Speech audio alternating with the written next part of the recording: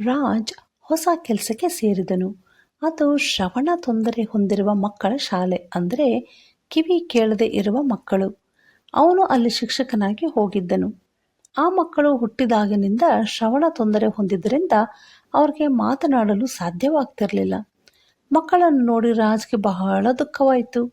ಈ ಮಕ್ಕಳು ಪಕ್ಷಿಗಳ ಶಬ್ದ, ನೀರು ಹರಿಯುವ ಶಬ್ದ, ಅಲೆಗಳ ಶಬ್ದ ಕೇಳಿ ಆನಂದಿಸಲು ಸಾಧ್ಯವಾಗುವುದಿಲ್ಲ ಮತ್ತು ಅವರ ಮನಸ್ಸಿನಲ್ಲಿರುವ ಭಾವನೆಗಳನ್ನು ಹೊರಗಡೆ ಶೇರ್ ಮಾಡಿಕೊಳ್ಳಲು ಆಗ್ತಾ ಇಲ್ಲ ಎಂದು ನೆನೆದು ಅವನು ವ್ಯಸನಗೊಂಡನು. ಒಂದು ದಿನ ಅವನು ಕಪ್ಪು ಹಲಗೆ ಮೇಲೆ, ದೇವರು ನಿಮ್ಮನ್ನು ಯಾಕೆ ಶ್ರವಣ ತೊಂದರೆಯಿಂದ ಸೃಷ್ಟಿಸಿರುವನು ಎಂದು ಬರೆದನು. ಎಲ್ಲ ಮಕ್ಕಳು ಅದನ್ನು ನೋಡಿ ಉತ್ತರವನ್ನು ಬರೆಯದೆ ತಲೆಯನ್ನು ಬಾಗಿ ಕುಳಿತುಕೊಂಡರು.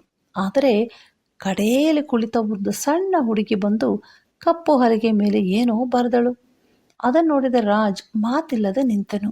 ಅವಳು ಹೀಗೆ ಬರೆದಿದ್ದಳು: ಹೌದು ತಂದೆ, ಇದು ನಿನ್ನ ದೃಷ್ಟಿಯಲ್ಲಿ ಒಳ್ಳೆಯದಾಗಿದೆ ಮತ್ತು ಇದು ನಿನ್ನ ಚಿತ್ತ ಎಂದು. ರಾಜ್ ಅವಳನ್ನು ಹಿಡಿದುಕೊಂಡು ಗಟ್ಟಿಯಾಗಿ ಅತ್ತನು.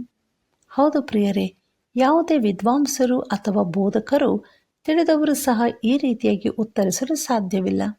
ನಮಗೆ ಅನೇಕ ತೊಂದರೆಗಳಿರಬಹುದು, ಆದರೆ ಒಂದು ನಿಮಿಷ ಈ ರೀತಿಯ ಮಕ್ಕಳ ಹಾಗೆ ಯೋಚಿಸಿರಿ.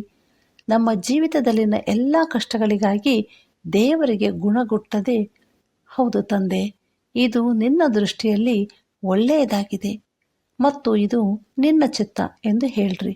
ನಿಮ್ಮ ಚಿಂತೆಯ ಭಾರವನ್ನು ದೇವರ ಮೇಲೆ ಹಾಕಿರಿ, ಆತನು ನಿಮಗಾಗಿ ಚಿಂತಿಸುವನು ಎಂದು ಬೈಬಲ್ ಹೇಳುತ್ತದೆ.